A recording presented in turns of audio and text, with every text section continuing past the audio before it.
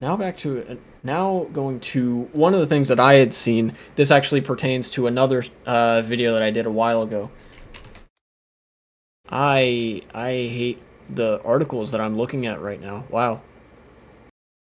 Okay. So this is a doozy. You guys, maybe you remember, maybe you don't. A while ago, I also made a couple of videos about this practice in Canada that's called medical assistance in dying. Basically, in the United States, there's a practice of pulling the plug. If somebody is terminally ill and there's no way they can be saved, all sorts of treatments have been tried, experimental and otherwise, and it's just like you're counting the days or the minutes or the hours or the whatever until they're dead. It is permissible in certain situations to pull the plug, to end their life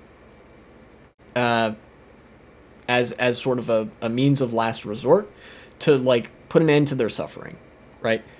Canada had a sort of administrative thing that was relatively similar, called MAID, medical assistance in dying. However, given that the expansion of this recently was made to include people who only have medical mental health conditions and not just physiological conditions, and to people who have physiological conditions that can be treated. Isn't a privilege, it isn't a right, it's a duty. True. However, Canadians read that sentence and took it 100% seriously, as I will now demonstrate.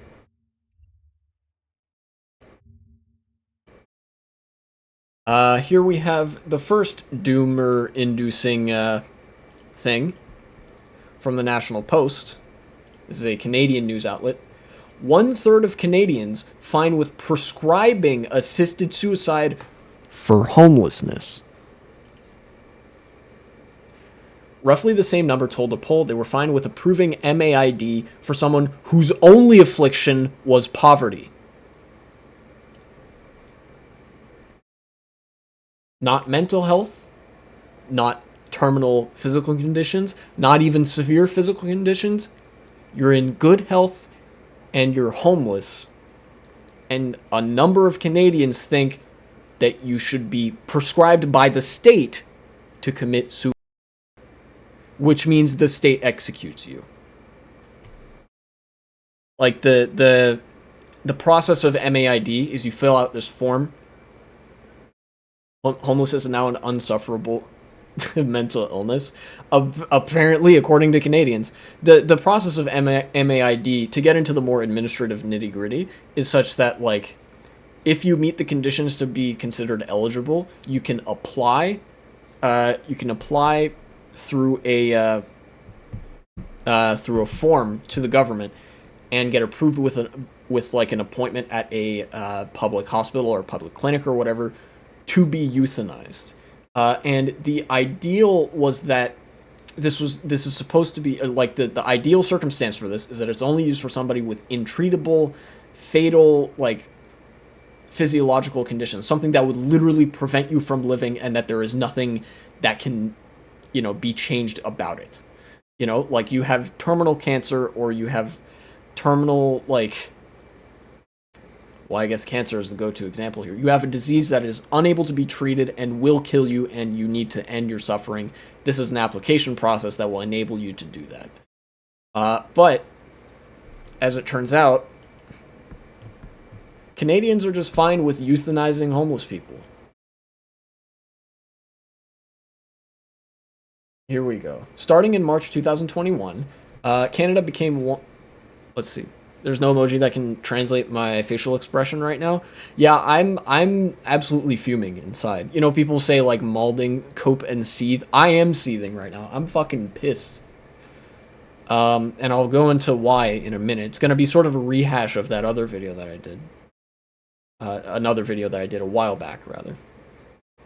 Starting in March 2021... Canada became one of only a handful of countries to legalize assisted suicide, even in instances where a patient does not have a terminal illness. Ever since, a Canadian can be approved for MAID simply for having a, quote, grievous and irremediable medical condition. Wow, 73% of poll respondents favor the current regime. This is after the current regime of MAID is that you can get it for grievous physical conditions and for depression.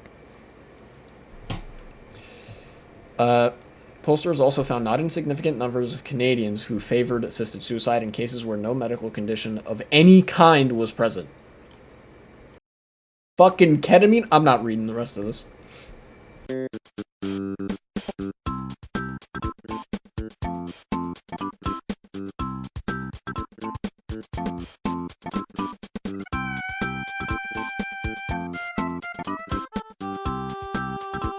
And then the second doom-inducing article, again from the National Post. Some bioethicists are now saying, people who do this for a job, people who are like philosophers and shit, saying Canada shouldn't deny assisted suicide if social conditions made life intolerable. Note that they don't say that they would have a like terminal, incurable illness.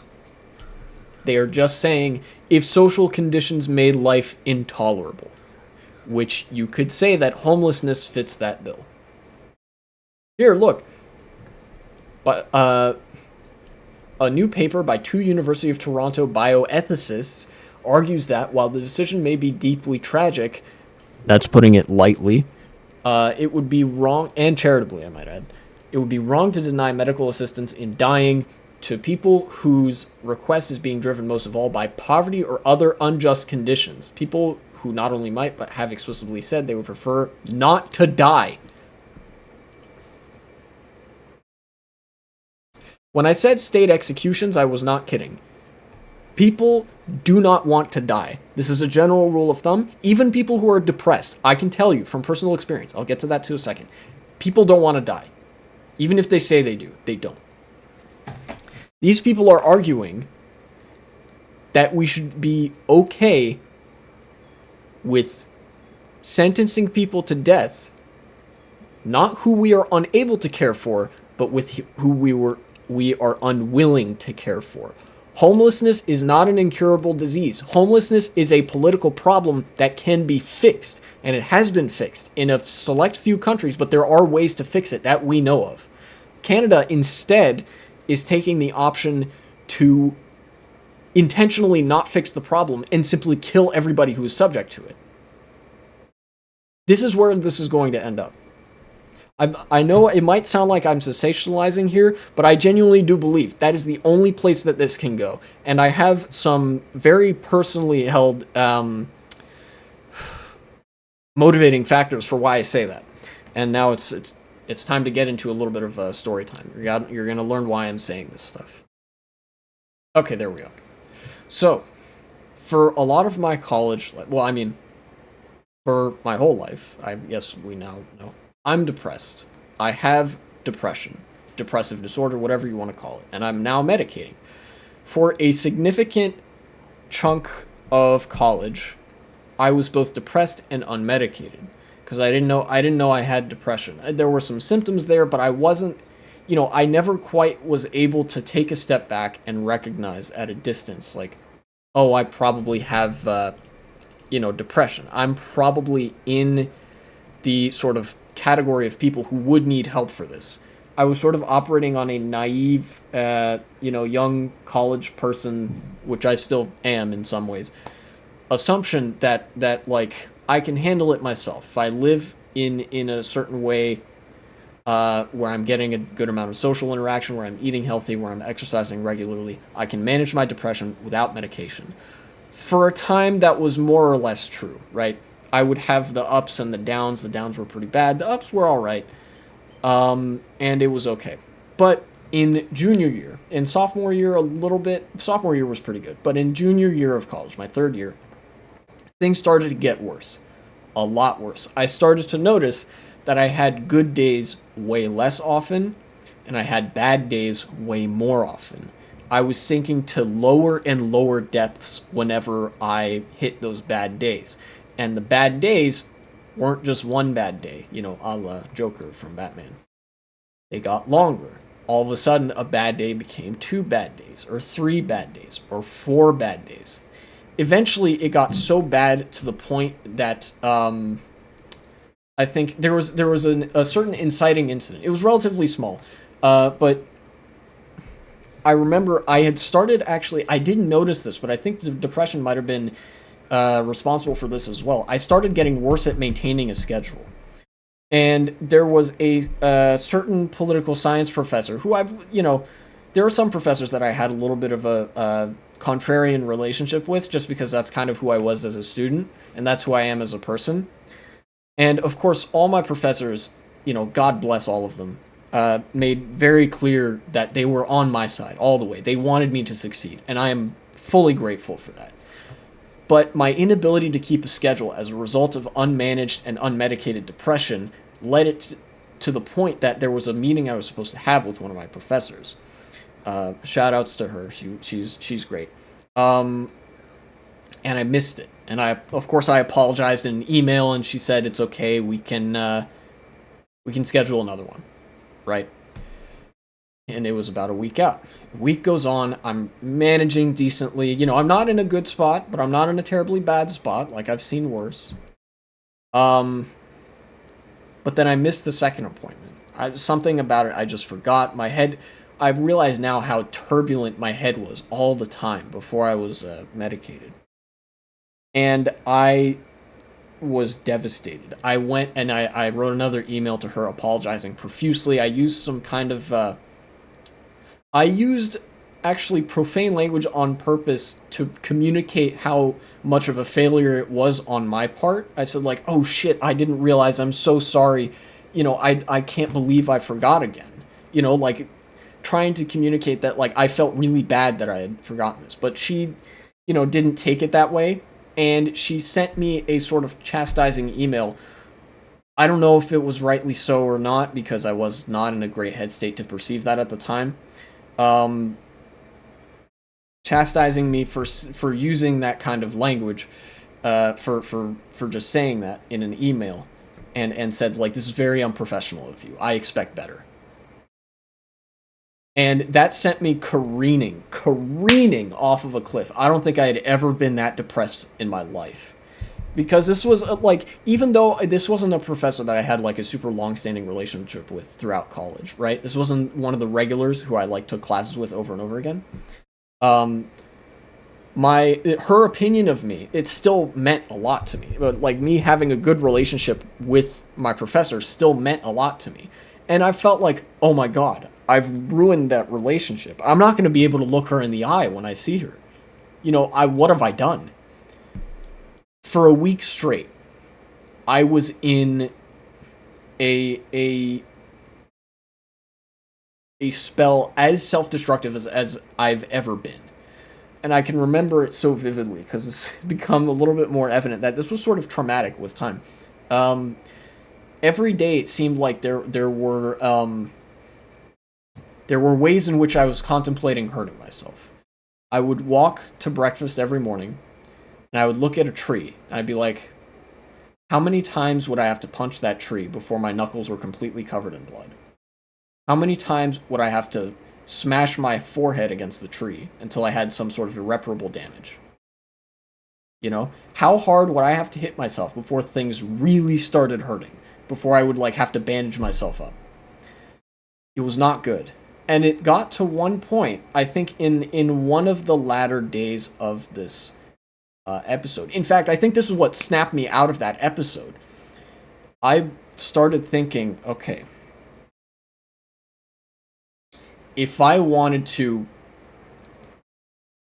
right, how would I do it? What would be the least painful way that I could go out? Do I use bed sheets? Whatever, right? Those thoughts started going off in my brain. And then in that moment, something clicked, and I realized, wait a minute, I don't want to die. I don't want to die. What the fuck am I thinking? What have I been thinking all this time? And I've realized there was this little mechanism in my brain that was pumping self-loathing into me day in and day out, right? And that actually led to the process of, I think, over the summer between junior and senior year of college, I started medicating. And ever since I started medicating, I have been so much better. Immensely better. But I was resistant to it for a long time, to such an extent that I started having thoughts. I know that, this is sort of treading on TOS lines because it's a very intense story, but I think it's important to understand, because to bring it all the way back, if I were in Canada, if I went to college in Canada, I would not be alive today. If these practices existed in the United States, if MAID was in the state that it was, in the US, now that I've loaded you all up with framing to perceive me as a human, to humanize me and my experiences, to understand that I had a very complex journey throughout college, a very flawed journey, one where I had ups and downs, where I did some things great, there were things I could have done better. All of that would have been for nothing if this MAID system existed in the United States, or if I went to college in Canada where this MAID system exists. That is, I think, the only way in which I can convey my disdain, condemnation, and in some ways outright hatred for whoever it is at in the Canadian government that came up with this. Because they are looking out for their pocketbooks. This is looking out for your pocketbooks at the expense of human life in its most pure form. There were budget analyses, there were reports that I remember going around in the Canadian news cycle. I was paying particularly close attention to this because it means a lot to me. That was analyzing if we expanded MAID to let homeless people be prescribed state-assisted suicide, look how much money we would save year over year. Not by fixing the problem, but by killing people who have the unfortunate chance to be stuck in the problem. Why it's important to take the meds you've been prescribed, kids. Oddly enough, antidepressants are prescribed as a very last resort here in France, and I know many people who get them and don't even take them. You're taking care of yourself, and that is a judicious decision. Thank you, Opium, again. It's been quite reassuring every step of the way ever since I've started medicating. Everybody who I've talked to about this said, you did the right thing. This was the correct choice of action. I'm glad that you were able to start taking care of yourself. There are thousands of people in Canada who aren't going to have that opportunity because the state is going to jump at the opportunity to prescribe that they kill themselves. And that's how I feel about that. That's probably the most intense and most dramatic that I will get on any one of my sort of political topics. That might be the most intense and dramatic that I'm capable of getting while still feeling like I'm able to get my point across coherently. I think I'll make this a segment on YouTube because I think people need to hear this. And thank you for coming to my TED Talk, I guess. Thank you for getting vulnerable. Thank you for being receptive, likewise. There's a lot of circumstances where I would almost be afraid to get vulnerable like that because I feel like it would sort of derail the conversation, but I'm in a sort of unique environment where, like, it's my live stream. I more or less dictate the pace of the conversation, and so this is a rare opportunity where I feel like I can do that. When I'm not with, like, my parents or something. I have a very good relationship with them. And, yeah, just again, I try to avoid things like that. This is probably, it might be a recurring thing that I touch on some version of the story, long or short, whenever a new development in the MAID policy making in Canada comes up. But, for all intents and purposes, I don't try to make like a spectacle out of that sort of story. Usually that's something I like to try to forget for the sake of being able to have, like, a much more functional, day-to-day life. But I think it's important that I did divulge that in that instance because it lays bare a very, very glaring political inadequacy that Canada is wrestling with right now, and losing to, in fact. the fact that 33% of Canadians would support MAID being prescribed to people who are only afflicted with poverty and nothing else. The fact that there are bioethicists, professionals in their field, academics, who are in support of the state prescribing suicide to certain individuals. Canadian made suck, but hey, French made outfits exist, and this is something to celebrate.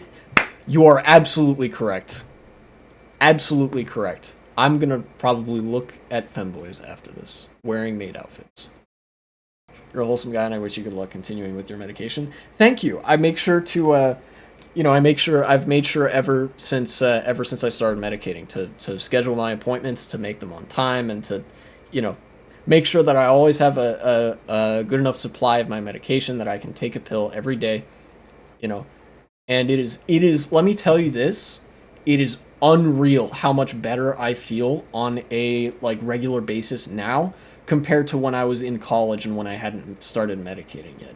It takes a little while for the medication to get going. I think it took about anywhere from 1 to 3 months in. It sort of took that long for the medication to start feeling the fullest effects, where I really felt like I was getting better.